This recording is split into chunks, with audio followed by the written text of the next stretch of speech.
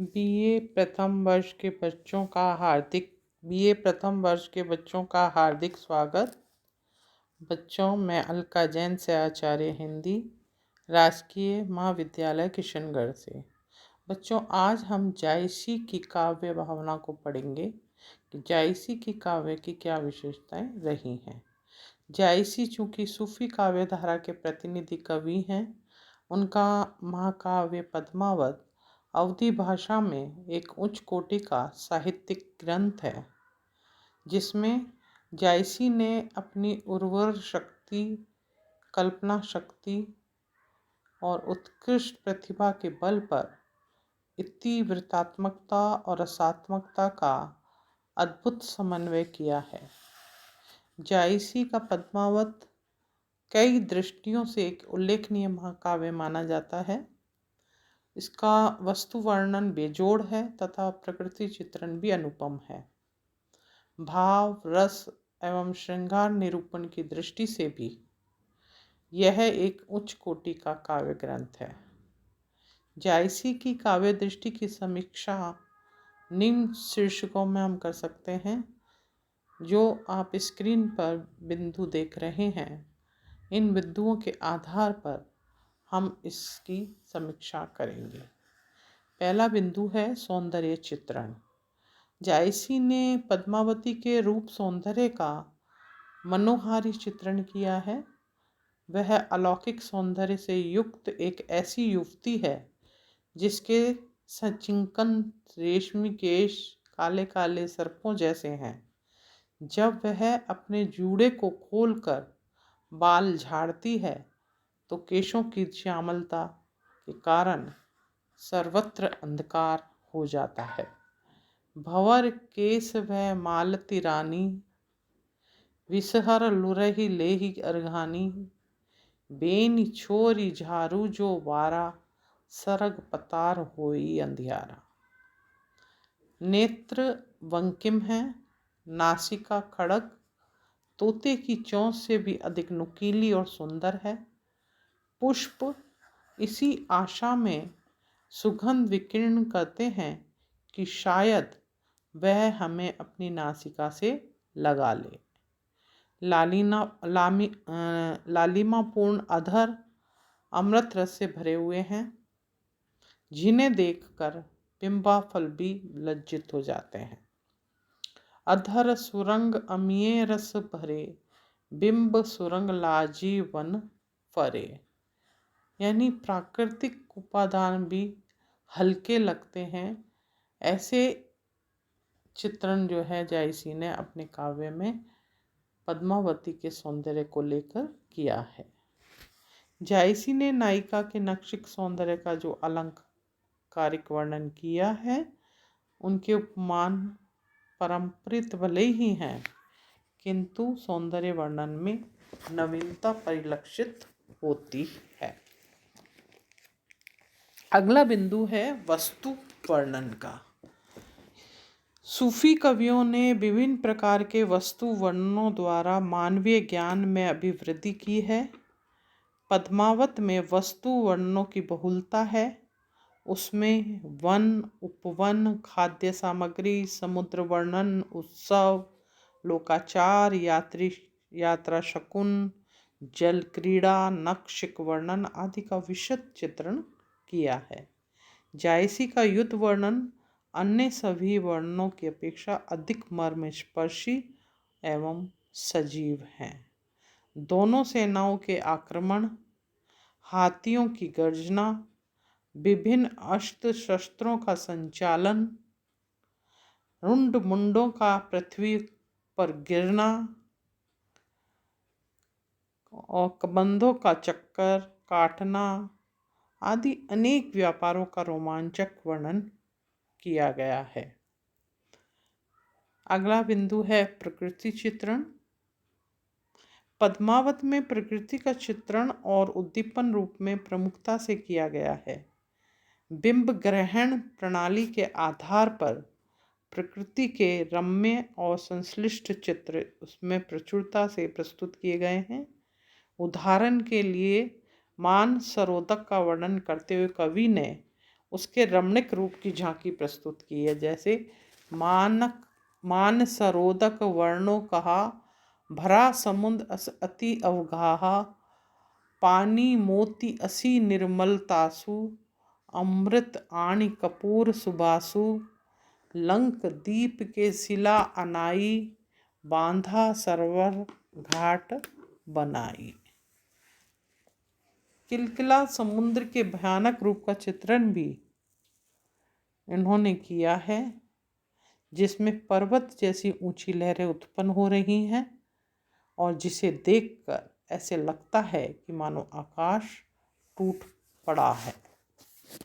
भा किलकिल अस उठे हिलोरा, जनु आकाश टूटे चौओरा, उठे लहरी पर्वत के नाई, फिरी आवे जो जनसु ताई।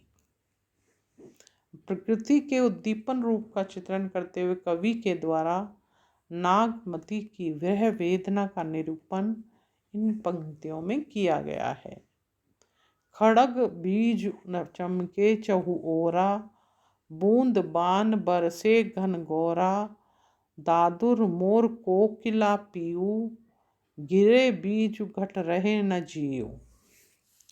इस तरह कवि प्रकृति के विभिन्न उपादानों का चित्रण उन्हीं के विभिन्न जो है उपमाओं से कर रहे हैं, और यह सौंदर्य चित्रण ऐसा है जो बिल्कुल सामने एक चित्र संश्लिष्ट कर देता है, एक बिंब उभर आता है। अगला जो बिंदु है वो है रहस्यवादी भावना। जायसी ने भावात्मक एवं साधनात्मक रहस्यवाद का समावेश अपने काव्य में किया है। वे यह मानते हैं कि परमात्मा रूपी प्रियतम हृदय में ही है, किंतु कौन है जो उससे मेल करा दे। पीयू हृदय में भेंट न होई, कोरे मिलाव कहो कही रोई। कहीं कहीं समासोक्ति के माध्यम से भी उन्होंने आध्यात्मिक अर्थ की व्यंजना की है।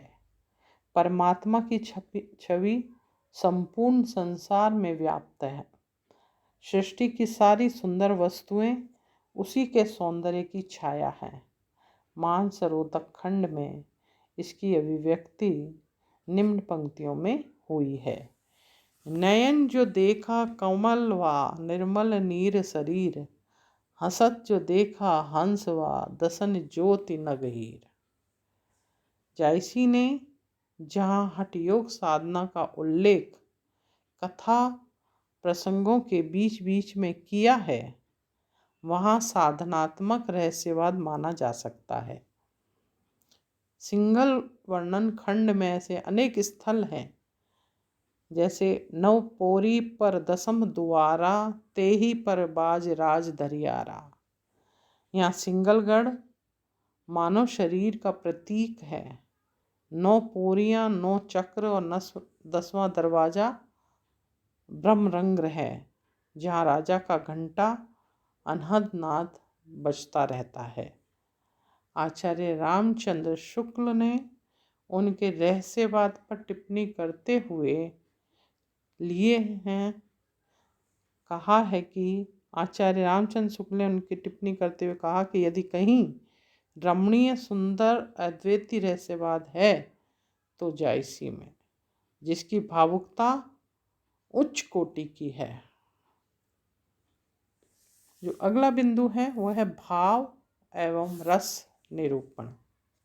पद्मावत यद्यपि श्रृंगार रस प्रधान महाकाव्य है, तथापि उसमें अन्य अनेक भावों एवं रसों का निरूपण किया गया है।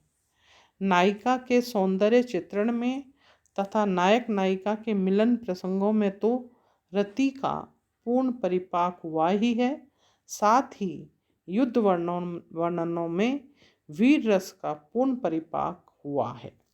जायसी ने लौकिक प्रेम के माध्यम से अलौकिक प्रेम की व्यंजना की है। उनका वियोग वर्णन उच्च कोटि का है, जिसमें हृदय की पीड़ा की मार्मिक अभिव्यक्ति हुई है। जैसे उदाहरण पे देखिए पीयूष सो कहियो संदेशड़ा, है भौरा है काग, सो घनी विरह जरई मुई, तेहिक धुआं हमें लाग। जायसी एक भावुक कवि थे, अतः उन्होंने विभिन्न भावों के चित्रण में सफलता प्राप्त की है। प्रेम एवं विरह के निरूपण में वे अद्वितीय कहे जा सकते हैं। अगला बिंदु देखें हम, अलंकार निरूपण। जायसी ने सादृश्य मूलक अलंकार जैसे उपमा, रूपक, उत्प्रेक्षा, प्रतीक, व्यक्तिरेक, रूप का अतिशयोक्ति आदि का अधिक प्रयोग किया है। इसके अतिरिक्त अन्योक्ति और समासोक्ति का तो प्रयोग पद्मावत में हुआ ही है। उनकी अलंकार योजना काव्य को रमणीयता प्रदान करने के साथ साथ भावों के उत्कर्ष में भी सहायक सिद्ध हुई है। इसके अलावा हम कहें तो कवि ने बिना किसी प्रयास के सहज रूप से जो है अलंकार की योजना स्वतः ही आने दी है। आगे का है बिंदु, छंद योजना। जायसी ने दोहा, चौपाई छंद का प्रयोग पद्मावत में किया है। इतिवृत्तात्मक वर्णनों के लिए यह छंद सर्वाधिक उपयुक्त माना गया है। जायसी के चौपाई तथा दोहा छंद में शास्त्रीय नियमों का उल्लंघन कई स्थानों पर मिलता है और उसमें वह शास्त्रीयता दिखाई नहीं पड़ती जो रामचरितमानस में प्रयुक्त दोहा चौपाइयों में उपलब्ध होती है। जायसी ने 7 अर्धांगिनियों के बाद एक दोहे का विधान किया है। इसके बाद देखें हम भाषा। जायसी ने पद्मावत में ठेठ ग्रामीण अवधि का प्रयोग किया है। यह बोलचाल की अवधि है तथा इसमें अरबी फारसी के शब्दों की प्रचुरता है। आचार्य रामचंद्र शुक्ल के अनुसार जायसी की भाषा देशी सांचे में ढली हुई, हिंदुओं के घरेलू भाव से भरी हुई, बहुत ही मधुर और हृदयग्राहिणी है। इनकी भाषा पर संस्कृत के शब्दों का प्रभाव परिलक्षित होता है, साथ ही वह मुहावरेदार भी है। अब अगली पंक्ति और अंतिम जो बिंदु है वो है प्रबंध सौष्ठव। पद्मावत एक महाकाव्य है जिसकी कथा में प्रबंध सौष्ठव विद्यमान है। उसमें एक प्रकथन पूर्ण सानुबंध कथा है तथा प्रासंगिक कथाएं पूर्ण रूप से सुसंबद्ध है। रसात्मक वस्तु वर्णनों की प्रधानता है। कवि को कथा के मार्मिक स्थलों की पहचान है। ऐसे मार्मिक प्रसंग हैं नागमती विरह वर्णन, सिंघल द्वीप वर्णन, मानसरोदक खंड आदि। प्रासंगिक कथाएं मुख्य कथा से पूरी तरह सुसंबद्ध है तथा कार्य की दृष्टि से संपूर्ण इतिवृत्त में एक रूपता है। जायसी ने कथा के बीच बीच में अपनी बहुयज्ञता का भी परिचय दिया है और साथ ही ज्योतिष ज्ञान, भारतीय दर्शन, पाक कला, बागवानी, शस्त्र विद्या आदि का भी सुंदर समावेश किया है। तो बच्चों, यह हम समग्रता रूप में कह सकते हैं कि सूफी काव्य धारा के इस महाकवि की काव्य दृष्टि अत्यंत ही व्यापक थी।